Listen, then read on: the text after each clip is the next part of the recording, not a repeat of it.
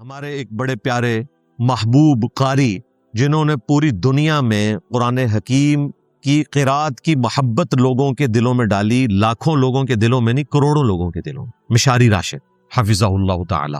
اب چونکہ وہ کویت سے تعلق رکھتے ہیں، انہوں نے باقاعدہ کئی ایک پوسٹیں ایران کے خلاف لگائی ہوئی ہیں۔ ظاہر ہے وہ ان کا رائٹ ہے، لگا سکتے ہیں، ظاہر ہے نیشن سٹیٹس بنی ہیں، اس میں انہوں نے کویت کو سپورٹ کرنا ہے، لیکن ظلم کی انتہا دیکھیں کہ ایک پوسٹ میں وہ حضرت ٹرمپ کی طرف سے یہ خوشخبری سنا رہے ہیں سنی مسلمانوں کو کہ ان قریب ٹرمپ ایران کے اوپر جہنم کے دروازے کھول دے گا ولیعوذ باللہ تعالی۔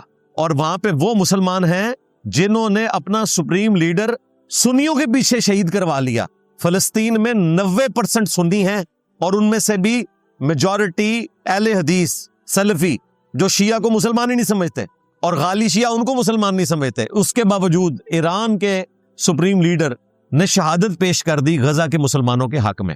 اور یہاں پر مشاری راشد صاحب یہ پوسٹ لگا رہے ہیں کہ جی ٹرمپ جہنم کے دروازے کھول دے گا ایران کے اوپر۔ اس کے اوپر پھر پوری دنیا میں لوگوں نے احتجاج کیا کہ آپ کیا حرکت کر رہے ہیں۔ تو میں بھی اپنے پلیٹ فارم سے ریکویسٹ کروں گا، ہم آپ کی اس پوسٹ کی وجہ سے آپ کی ماضی کی چیزوں کو زیرو سے ملٹیپلائی نہیں کریں گے، وہ آپ کی خدمات اپنی جگہ، وقتی طور پہ انسان بہک سکتا ہے، آپ اپنے ملک کو ضرور سپورٹ کریں، لیکن ایٹ لیسٹ کویت سے آپ نے یہ پوچھنا ہے کہ غزہ کے مسلمان جو عربی تھے اور کویت والے بھی عربی تھے، وہ اسرائیل کے خلاف غزہ کے مسلمانوں کے حق میں کیوں نہیں کھڑے ہوئے؟ اور دوسری طرف ایران کے مسلمان اجمی تھے، عربی بھی نہیں تھے اور عقیدے میں شیعہ تھے، وہ غزہ کے سنیوں کے حق میں جو کہ عربی تھے کھڑے ہوئے، تو شرم کا مقام نہیں ہے عرب کے مسلمانوں کے لیے، ان کے حکمرانوں کے لیے؟ تو یہ سوچنے کا میں ایک زاویہ آپ کو بتا رہا ہوں، کیونکہ عرب اور عجم کا جو کنفلکٹ ہے اس طریقے سے ان کو بات سمجھائی جائے تو اچھے طریقے سے سمجھ آتی ہے۔ پھر وہابی حضرات کے جو یہاں پہ ریپریزنٹیٹیو ہیں، حضرت معاذ اللہ المعروف ناشتے والی سرکار، المعروف فرقوں کے مولویوں کے فرنٹ مین، ایک فرقوں کا فرنٹ مین ہے نا، فرقوں کے مولویوں کے فرنٹ مین، کیونکہ انہوں نے کہا میں حضرت ٹرمپ کے ناشتے میں تمام فرقوں سے مشورہ کر کے گیا ہوں اور کسی نے نہیں روکا، اور آپ نے دیکھا بعد میں لوگوں نے بیان بھی دیے ان کے حق میں کہ جی بالکل ٹھیک کام کیا انہوں نے۔ کیا ہوا؟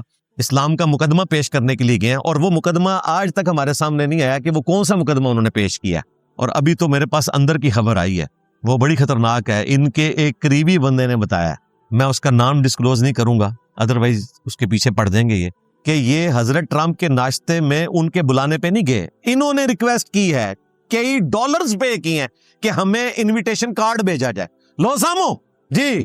اور یہ خبر وہ نہیں ہے جو آپ کو جھوٹی خبریں صحافی حضرات دیتے ہیں، یہ بالکل فرسٹ ہینڈ نالج ہے ہمارے پاس اس بندے کی طرف سے جس کو انہوں نے خود کہا تھا کہ تو بھی میرے ساتھ چل، اور یہ اس چکر میں تھے کہ خرچہ سارا وہ کرے، تو وہ نہیں کیا۔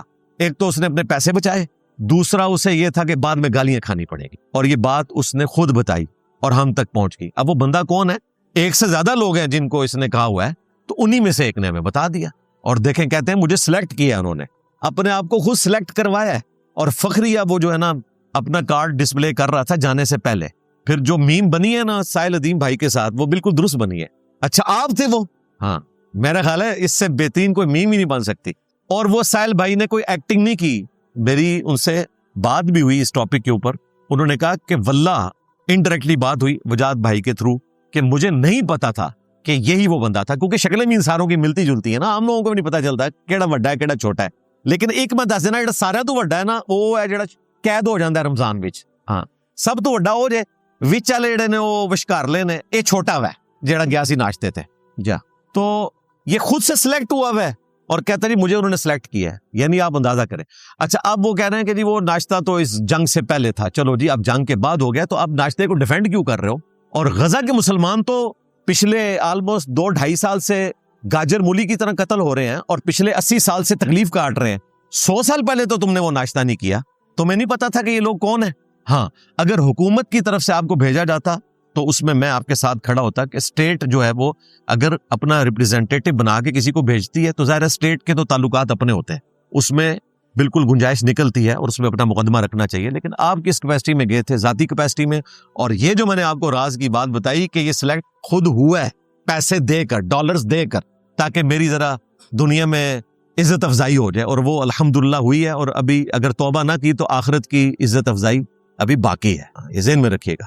اور پھر دوسری چلاکی اس کی دیکھیں, اتنی مشکل سے میں اپنا دل صاف کرتا ہوں, یقین کریں ان لوگوں کے بارے میں, اور پھر یہ کوئی ایسا لچ فرائی کرتے ہیں کہ وہ پرانی ساری چیزیں زیرو سے ملٹیپلائی ہو جاتی ہیں. آپ کو پتا ہے کہ اس نے جو ڈرامہ بازی کی مناظرے کے نام کے اوپر نیو ٹی وی کے اوپر, اس پہ جب میری ویڈیو آئی تھی, ابھی تک تو آڈیو لیکس آئی نہیں تھی, نہ پہلی آئی تھی, نہ دوسری, نہ تیسری, تو میں نے اس میں ان کی تعریف کی تھی کہ انہوں نے ایران کے مسلمانوں کے لیے دعا کروائی ہے عید کے موقع پر. لیکن جیسے ہی جمعہ آیا تو اس میں انہوں نے کہا وہ خامنائی صاحب شہید ہوئے ہیں. پھر کہتا ہے آپ کے نزدیک, یعنی ان کے نزدیک نہیں. اور ابھی یہ 3 دن پہلے اس کی ایک اور پوڈ کاسٹ آئی ہے اپنے ایک وہابی اینکر کے ساتھ, اس میں بھی اس نے کہا کہ خامنائی صاحب کی شہادت جو ان کے نزدیک ہے, یعنی یہ ان کو شہید نہیں مانتے. یعنی جو فلسطین کے سنی مسلمانوں کے حق میں اجمی ہوتے ہوئے عربیوں کے حق میں, سنیوں کے حق میں لڑتا ہوا یہود و نصارہ کے خلاف شہید ہو جائے, وہ ان کے نزدیک شہید نہیں ہے. تو اب آپ کو پتہ چل گیا کہ یہود و نصارہ کا ایجنٹ کون ہے. میں پھر بھی نہیں کہوں گا یہ ایجنٹ ہے, ہم کہتے ہیں بڑے بھائی نے ان کو گمراہ کیا ہے, یعنی وہ جو رمضان میں قید ہوا ہوتا ہے, وہ کسی کو بھی گمراہ کر سکتا ہے, تو ان پہ توبہ ہی پیش کریں گے. بہرحال ہم اپنے پلیٹ فارم سے, ایک سنی پلیٹ فارم سے سلوٹ کرتے ہیں ایران کے سپریم لیڈر کو بھی جو شہید ہو چکے, جو آج کے ہیں, ان کے عوام کو بھی, ان کے جرنیلوں کو بھی, کہ پوری دلیری کے ساتھ کھڑے ہیں. اور آپ یہ نہ سمجھیے گا کہ وہ کوئی عام لوگ ہیں. آپ ذرا ان لوگوں کی ڈگریاں چیک کریں. یہ جو پریزیڈنٹ ہیں اس وقت, مسعود پزشکیان, یہ پزشکیان جو ہے نا فارسی ہے فزیشن کی, وہ بندہ ہارٹ اسپیشلسٹ ہے. یہ اس کی کوئی کاسٹ نہیں ہے پزشکیان, فزیشن کو پزشکیان کہا جاتا ہے فارسی زبان میں. علی لاریجانی امانوئل کانٹ کے اوپر پی ایچ ڈی کی ہوئی ہے. یہاں تو لوگوں کو پتہ ہی نہیں ہے کارل مارکس کون ہے, امانوئل کانٹ کون ہے, نیٹشے کون ہے. انہوں نے پی ایچ ڈیز کی ہوئی ہیں ان کے اوپر, اور ساروں کا یہی حال ہے. جس طرح یہاں ہمارے جماعت اسلامی کو میں کریڈٹ دوں گا, جماعت اسلامی میں جیسے لوگ اوپر جاتے ہیں تو وہ پوری ایک کوالیفیکیشن کے بعد جاتے ہیں. یہ نہیں ہے کہ جس کی شکل خوبصورت ہے یا جس کے پاس پیسہ زیادہ ہے وہ اوپر آئے گا, نہیں, وہ پورا ٹیسٹ پاس کرتے ہیں, اس کے بعد اوپر لایا جاتا ہے ان کو. وہاں پہ بھی ایک پورا سسٹم بنا ہوا ہے. اس لیے آپ کو ایسے پڑھے لکھے لوگ جن کے پاس دینی تعلیم بھی ہے, دنیاوی تعلیم بھی ہے, وہ اوپر آتے ہوئے نظر آتے ہیں. سلام ہے جی امریکن عوام کو, جو ہزاروں کی تعداد میں نہیں, لاکھوں کی تعداد میں نہیں, ملینز میں نکلے ہیں اس جنگ کے خلاف. ہمارے یہاں تو 5-10 ہزار بندہ اکٹھا ہو جائے نا, تو ہماری سیاسی جماعتیں, مذہبی جماعتیں اسے ملین مارچ کہہ دیتی ہیں. پریکٹیکلی ملین مارچ ہم نے اپنی زندگی میں ابھی تک نہیں دیکھا یہاں, سوائے رائے ونڈ کا جو اجتماع ہوتا ہے یا ہمارے ایکس مرشد باپا جانی کا جو اجتماع ہوتا ہے, اس کے علاوہ کوئی ملین مارچ نہیں ہوتا. ہزاروں میں لوگ ہوتے ہیں وہاں. واقعتاً جو کریڈیبل اخبارات ہیں انہوں نے 80 لاکھ سے 1 کروڑ کا فگر بتایا ہے جو لوگ روڈز پہ آئے ہیں جنگ کے خلاف, یورپ میں, امریکہ میں. بلکہ ابھی جو صبح کی میں بلیٹن دیکھ رہا تھا 8 بجے تفصیلی آتی ہیں جو جیو کے اوپر, اس میں یہ آیا کہ اسرائیل میں بھی ہزاروں کی تعداد میں لوگ جنگ کے خلاف نکلے ہیں, اور انہوں نے یہ ڈیمانڈ کی ہے کہ چاہے غزہ کے مسلمان ہیں یا ایران کے مسلمان ہیں, ان کے خلاف یہ جنگ آپ روکیں. اس کی وجہ یہ ہے کہ اب ہیٹ ان تک پہنچی ہے. پہلے تو وہ بڑی بڑی LEDs کے اوپر نا تماشا دیکھ رہے تھے. اللہ کے بندو, جس کے اپنے چھوٹے چھوٹے بچے ہوں نا, جب وہ فلسطین کی بچیوں کو دیکھتا ہے نا خیموں میں, اور اتنی تیز بارش کے اندر, ٹھنڈ کے اندر, جن کے ماں باپ بھی مر چکے ہیں, کوئی پرسان حال نہیں ان کا, تو اگر کسی کے اندر واقعی کوئی دل ہے نا, کوئی غیرت باقی ہے نا, تو اس کو رات کو نیند نہیں آتی. اب ان کو اس تکلیف سے گزرنا پڑا. چلے دیر آئے درست آئے, انہوں نے بھی کم از کم یہ ڈیمانڈ رکھی ہے. ورلڈ وار 2 کے بعد کم از کم یورپ اور امریکہ کے عوام نے یہ سبق سیکھ لیا ہے کہ جنگوں کے اندر کچھ نہیں رکھا ہوا. آپ کو پتا ہے ورلڈ وار 2 میں آلموسٹ کوئی 12 کروڑ کے قریب لوگ ڈائریکٹلی یا انڈائریکٹلی مارے گئے. 12 کروڑ. پوری انسانی ہسٹری میں جو نون ہسٹری ہے 5000 سال کی, ساری جنگوں میں جتنے لوگ مارے گئے وہ ایک پلڑے میں ہے, اور ورلڈ وار 2 میں جو لوگ مارے گئے ان 4 سالوں میں وہ ایک پلڑے میں, وہ زیادہ ہیں. چنگیز خان کے بھی سارے مارے ہوئے جمع کر لیں آپ, اس کے بعد عثمانیوں کی جنگوں میں, صلیبی جنگوں میں, سارے جمع کر لیں. ورلڈ وار 2 میں جو مارے گئے وہ ان سب سے زیادہ ہیں. یہی وجہ ہے کہ پھر لوگ ایسے مایوس ہوئے کہ لوگوں نے کلبز میں جانا شروع کر دیا. کوئی گھر ایسا نہیں تھا جہاں صف ماتم نہ ہو. پھر بیرا روی کا شکار ہو گئے لوگ اپنا غم غلط کرنے کی خاطر. آج جو ہم بتا رہے ہوتے ہیں, ہمارے وہ بھائی ڈاکٹر ذاکر نائک بھی حفظہ اللہ تعالی اور احمد دیدار صاحب رحمہ اللہ بتاتے ہیں 4 شادیوں کے جواز میں کہ جی رشیا میں 90 لاکھ عورتیں مردوں سے زیادہ ہیں, تو اگر ہر مرد ایک شادی کرے تو 90 لاکھ عورتیں پھر بھی بغیر شادی کے رہ جائیں گی. یہ آدھا سچ ہے. پورا سچ یہ ہے کہ یہ ریشو پروپورشن ڈسٹرب اس لیے ہوا ہے کہ ورلڈ وار 2 میں بہت سارے مرد مر گئے تھے، اسی لیے آپ کو رشیا میں، جرمنی میں عورتوں کی تعداد مردوں سے زیادہ نظر آتی ہے، اور یہ تاریخ کا وہ ایک تلخ باب ہے جو بلایا نہیں جا سکتا۔ خیر، یورپ نے سبق سیکھا، آپس میں انہوں نے جنگیں نہیں کی، عوام نے سبق سیکھا اور آج وہ اپنے حکمرانوں کے خلاف کھڑے ہیں۔ لیکن پریکٹیکلی تو مجھے یہی نظر آ رہا ہے کہ چاہتے نہ چاہتے ہوئے یہ ورلڈ وار 3 ڈکلیئر ہو چکی ہے، اس حوالے سے کہ آلموسٹ پوری دنیا افیکٹ ہے۔ دنیا میں 20% جو تیل ہے اس کی سپلائی آبنائے ہرمز سے ہوتی ہے، وہ تو ہے بلاک، جس کی وجہ سے پوری دنیا کے اندر پیٹرول کے ریٹس بڑھ گئے ہیں۔ ظاہر پیٹرول مہنگا ہو گیا، خالی جہاز آنا کافی نہیں ہے جی، پاکستان کے 20 جہاز آ گئے ہیں، وہ 20 جہاز اس ریٹ پہ نہیں آئے جس پہ پہلے آتے تھے۔ ظاہر ہے ڈیمانڈ اور سپلائی کا رول ہے۔ انڈیا میں دیکھ لیں کیا بری صورتحال ہے، شکر ہے انڈیا، چائنا، پاکستان کے لیے ایٹ لیسٹ انہوں نے آبنائے ہرمز کھول دی ہے، ویسے تو وہ اسے بلاک نہیں کر سکتے، انٹرنیشنل راستہ ہے، صرف وہ راستہ بلاک کیا جا سکتا ہے جو مصنوعی طور پر بنایا جائے، جس طرح نہر سوئز ہے، پاناما کینال ہے، یہ تو ایک نیچرل راستہ ہے۔ لیکن ظاہر ہے جب آپ نے ان کو جا کے موت کے گڑھے میں ڈال دیا تو ان کے پاس تو اور کوئی چارہ نہیں ہے، اور جنگ تو ہے ہی دھوکے کا نام، بخاری مسلم میں حدیث ہے، اس میں تو پھر اس طرح کے معاملات ہو جاتے ہیں۔ اور یہ تو ایک پہلو ہے، جو دوسرا خطرناک پہلو ابھی لوگوں کے سامنے نہیں ہے۔ دنیا میں 30% جو نائٹروجن ہے جو کھاد میں آپ کو ریکوائرڈ ہوتی ہے، وہ بھی ابنائے ہرمز سے آتی ہے۔ اگر وہ نائٹروجن نہ آئی اور اس سال بیج بونے سے کسان رہ گئے چائنا کے، انڈیا کے اور پاکستان کے، تو پھر ایسی قحط سالی آئے گی جو کئی سال تک ریکور نہیں کرے گی، یعنی روٹی کھانے کے لالے پڑ جائیں گے۔ ابھی تو آپ کو یہ ٹینشن ہے کہ میں کار سے موٹر بائک پہ آ گیا اور موٹر بائک والا سائیکل کے اوپر آ گیا، پھر آپ کہیں گے جناب یہ بھی چھوڑیں، روٹی پوری کریں۔ اور دوسری طرف جو حوثی ہیں یمن کے ہوتیز، وہ ہوتیز اس لیے بولا جاتا ہے، وہ تھا ہے نا 3 نقطوں والا، تو عربی میں اس کی جب پروننسیشن کی جاتی ہے تو وہ تھا ہوتی ہے، اور انگریزی میں جب لکھتے ہیں تو ٹی ایچ کے ساتھ، جس طرح حدیث عربی میں حدیث ہے اور اسپیلنگ میں ہم ٹی ایچ لکھتے ہیں، ایس نہیں لکھتے، تو وہ حدیث، تو وہ ہوتی لوگ بولتے ہیں، بیسیکلی تو وہ تھا ہے، لیکن وہ ٹھیک ہے چل جاتا ہے۔ جس طرح آٹومانم امپائر، یہ سلطنت عثمانیہ ہے، وہ آٹومانم اس لیے بن گئی کہ وہ عثمان کے جو اسپیلنگ تھے او ٹی ایچ کے ساتھ لکھے گئے تو آٹومانم امپائر بن گئی۔ تو ریڈ سی کو بلاک کرنے کی انہوں نے بھی دھمکی دی ہے، اور اگر وہ بلاک ہوگی تو پھر آپ سمجھ لیں دنیا کی 50 سے 60% تجارت تو ویسے ہی رک جائے گی۔ اتنا لمبا چکر وہ افریقہ کی طرف سے پڑتا ہے کہ چیزیں پھر 2 گنا نہیں، شاید 10 گنا تک چلی جائے، یعنی دنیا پھر رہنے کے قابل نہیں رہے گی۔ اللہ تعالیٰ پوری انسانیت کو ان جنگوں کی مصیبت سے بالعموم اور مسلمانوں کو بالخصوص نجات دے، آمین۔ اس جنگ کا مستقبل کیا ہونے والا ہے وہ تو میں نے آپ کو بتایا کہ یہ ورلڈ وار 3 بن چکی ہے انڈائریکٹلی، بلکہ ڈائریکٹلی بھی ہمارے تک بھی اس کی ہیٹ پہنچ چکی ہے مہنگائی کی شکل میں۔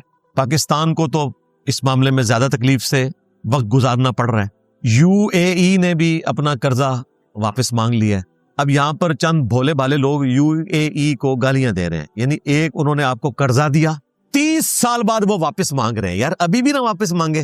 ہاں جی، اس میں سے $2 ارب تو 1996 میں انہوں نے دیے ہوئے ہیں، بعد میں $1.5 ارب دیا تھا، ٹوٹل $3.5 ارب، اور اس جنگ سے پہلے سے ہی وہ ڈیمانڈ کر رہے تھے کہ ہمیں واپس کریں۔ اس کی وجہ یہ ہے کہ یہ ایک تلخ حقیقت ہے کہ یو اے ای اس وقت پریکٹیکلی اسرائیل کا بچہ بن چکا ہوا ہے اپنے مفادات کی وجہ سے۔ ہم نہیں کہتے کہ وہ کوئی اینٹی اسلام ہے، وہ سمجھتے ہیں کہ ہمیں ان سے تجارت کرنی ہے، ان کا رائٹ ہے۔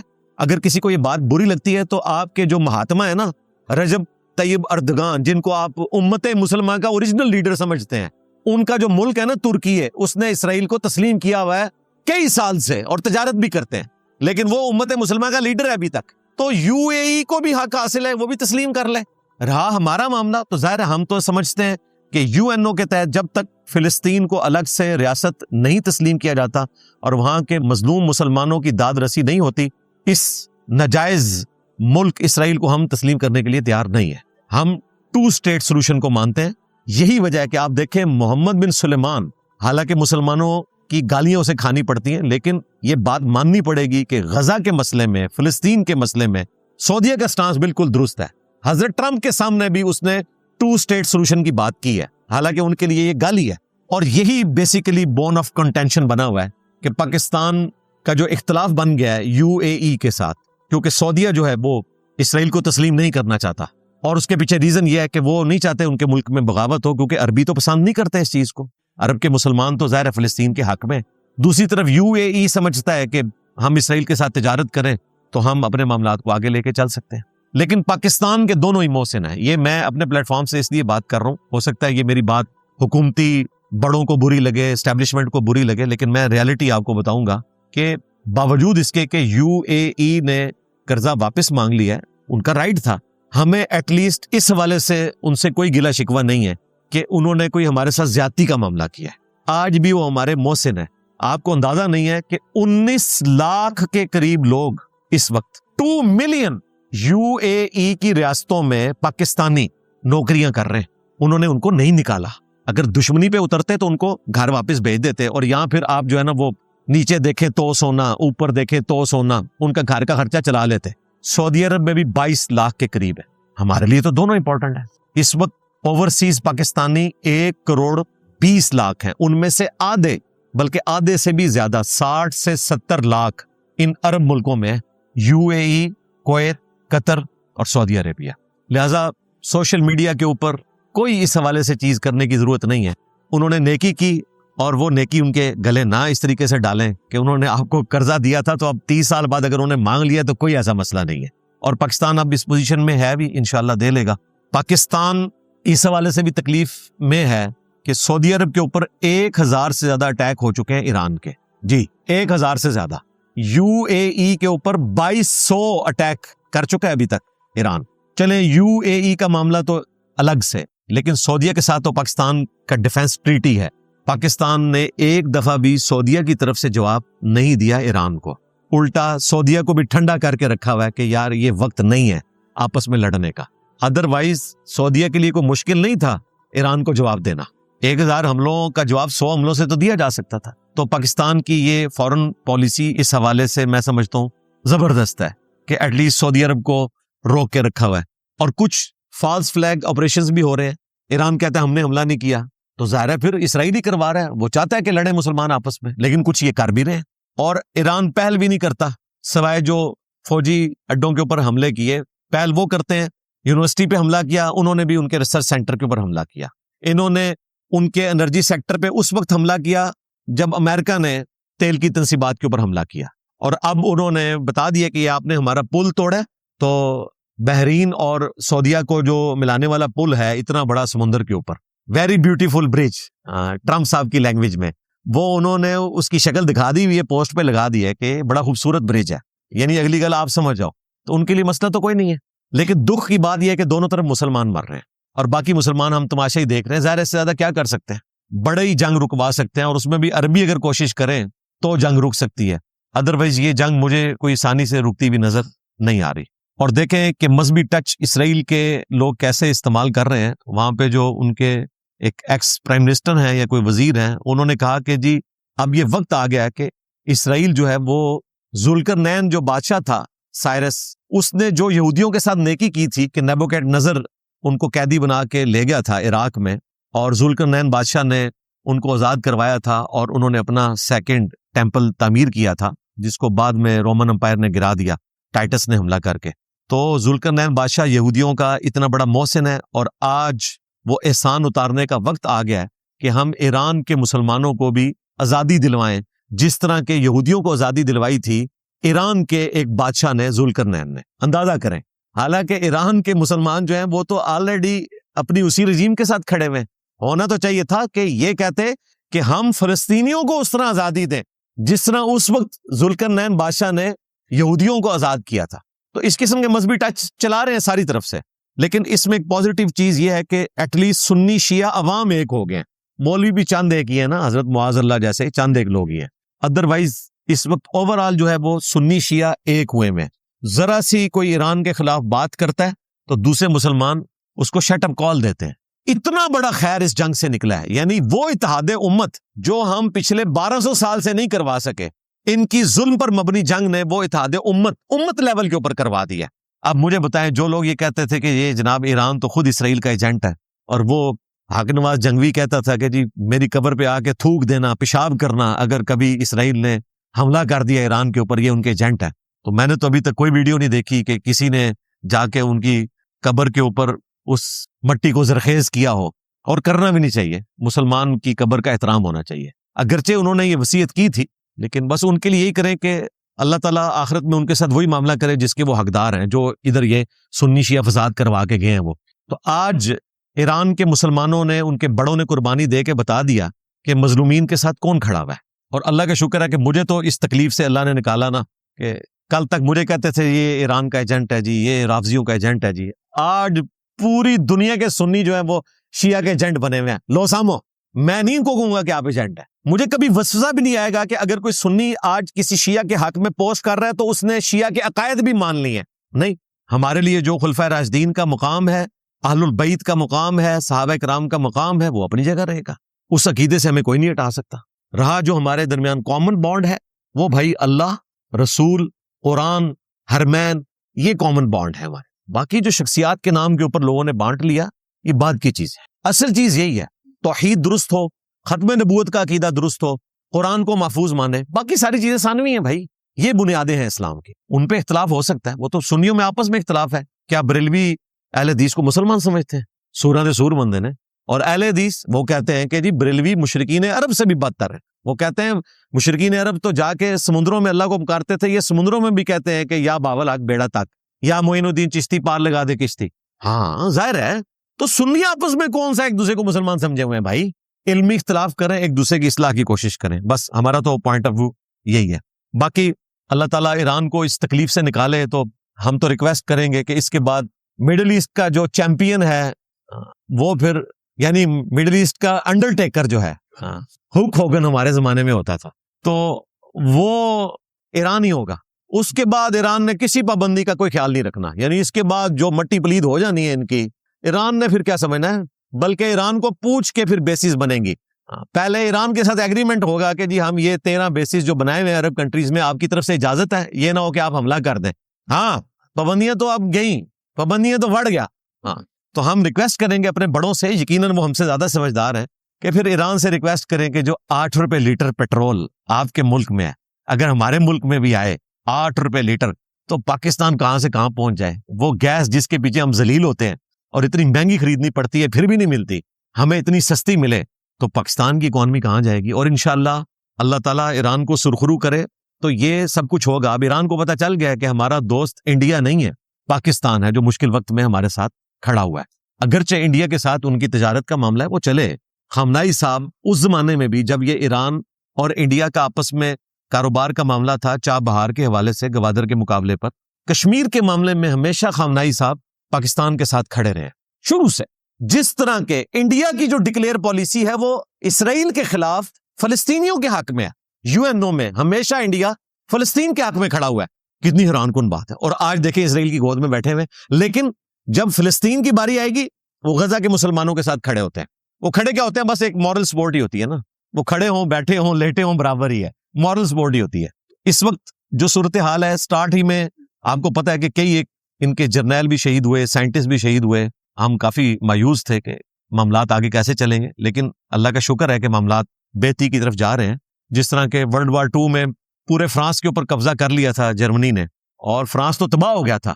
جنگ فرانس جیتا ہے لیکن تباہ بھی فرانس ہوا تھا. جرمنی میں اتنی تباہی نہیں ہوئی تھی, لیکن فرانس پھر ریکور کر گیا. آج وہ 5 بڑی طاقتوں میں آتا ہے, جرمنی نہیں آتا.